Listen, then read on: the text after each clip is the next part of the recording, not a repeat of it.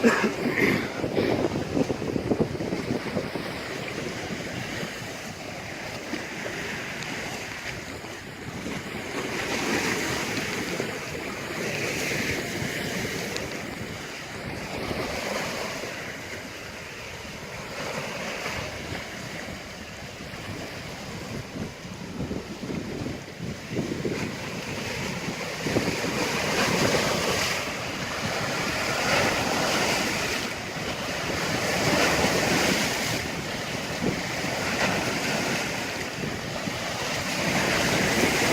morning,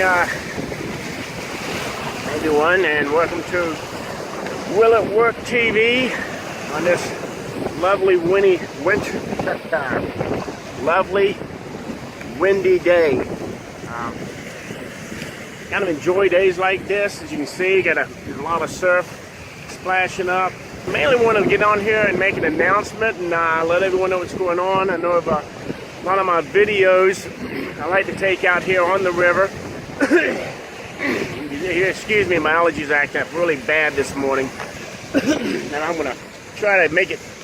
Guess I need the camera there. I don't want to make it through this without really editing a whole lot out. But this scene is getting ready to change in a couple weeks, hopefully. We've had our house up for sale for a while now and been living here for nearly 30 years.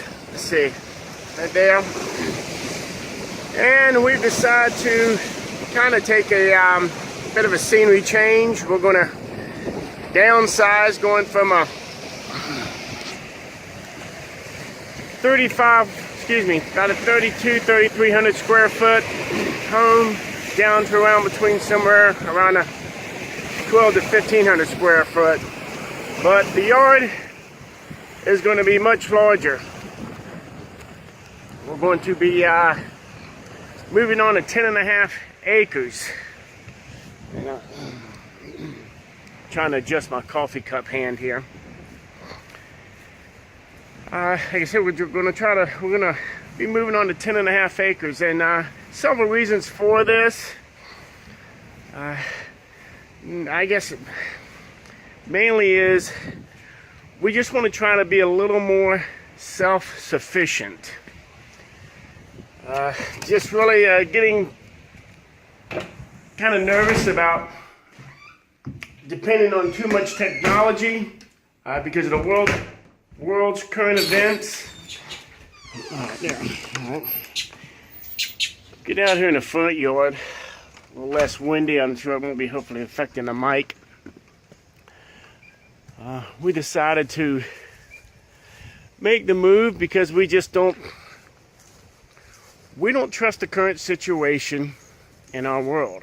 I mean, if you look all around us, there's just so much devastation going on between the governments, people, countries, and Mother Nature. If I keep my hand out of that camera there, and Mother Nature.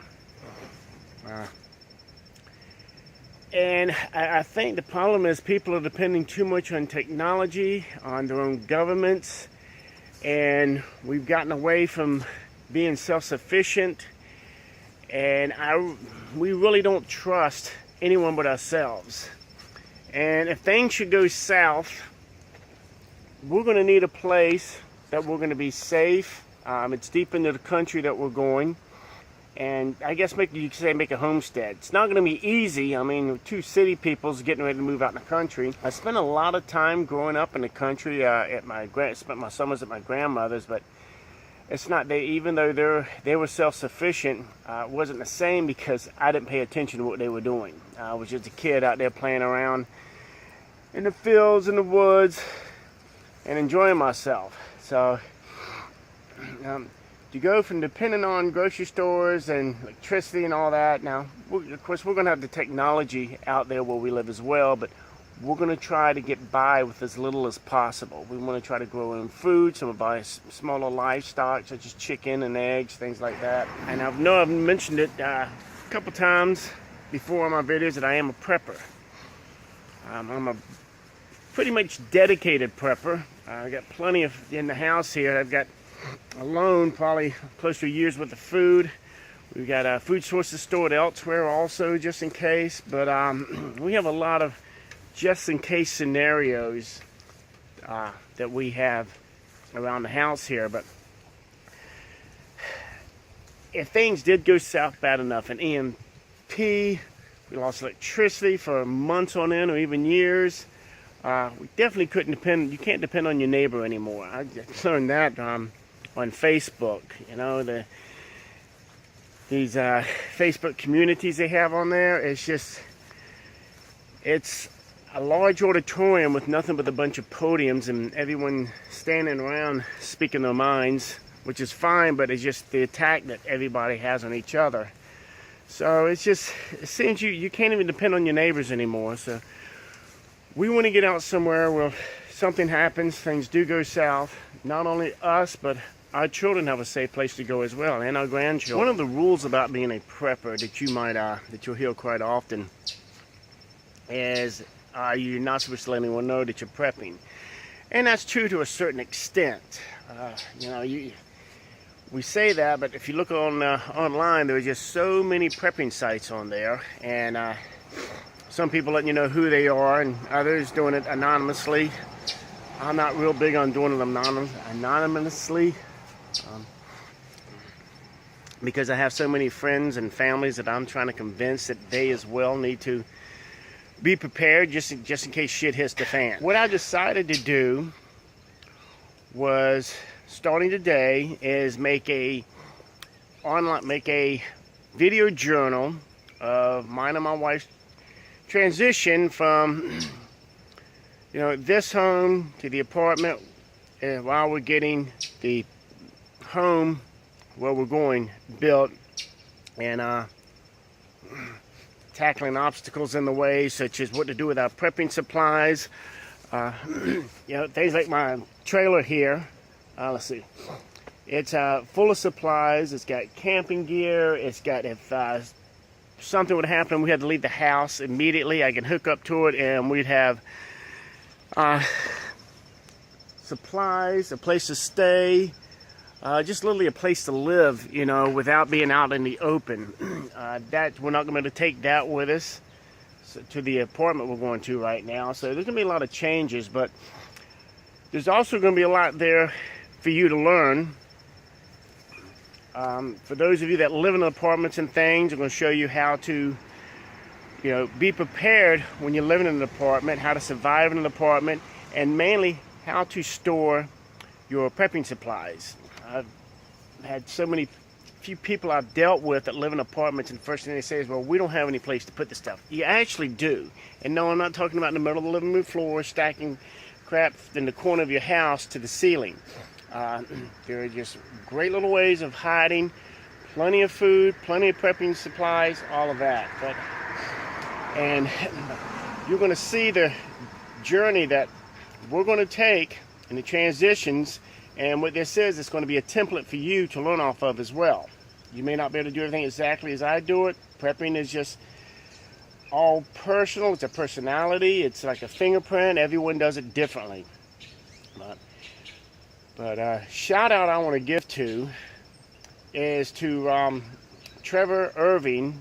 It's a person I met online on one of the prepping sites, and it was because of him I'm doing the videos, because he asked me, if I would start keeping a record of what I'm doing, a diary, how we make out each day, so that he and others can learn by. And that's what it's all about, prepping also. You not only want to be prepared, but you want other people to be prepared as well. The more people that are prepared, the fewer you're going to have to worry about either suffering or coming after what you have. Plus, it's just being a good, decent human being. If you've got a skill you think others can learn from, you need to put it out there. You need to teach those that are willing to learn. And that's what these videos are great for.